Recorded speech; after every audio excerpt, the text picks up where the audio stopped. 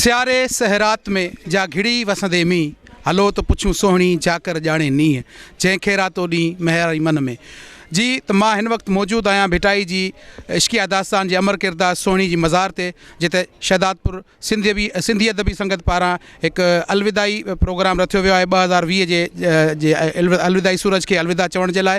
उन सिलसिले में अचो त हिते मौजूद शुरका ऐं शोरा खां उन्हनि जा तासुरात पुछूं था। अॼोको सिंधी अदबी संगत शहदादपुर जे तरफ़ां ही थींदो नंढड़ो प्रोग्राम 2020 जे अलविदाई प्रोग्राम 2020 जे सिज के असां अलविदा कयोसीं। 2021 जे ईंदड़ साल लाइ असां दुआऊं घुरियूं।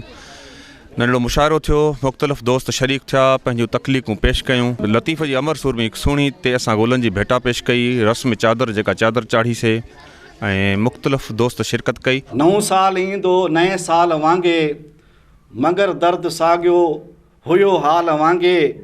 कारी रात अंधारी आखिर कैसी रहंदी सिंध अमड़ ते मारा मारी कैसी रहंदी। सूंह ॾिसी था शाइर सोचन दिलकश को वीचार रहे थो। मोहब्बत जिन जो मज़हब इश्क जनी जो दीन सेन ॾिसनि था ॾेह खे सिर संवारियो ॾीन। सुहिणो साथी साथ छॾे वियो रिण में रोले रात छॾे वियो।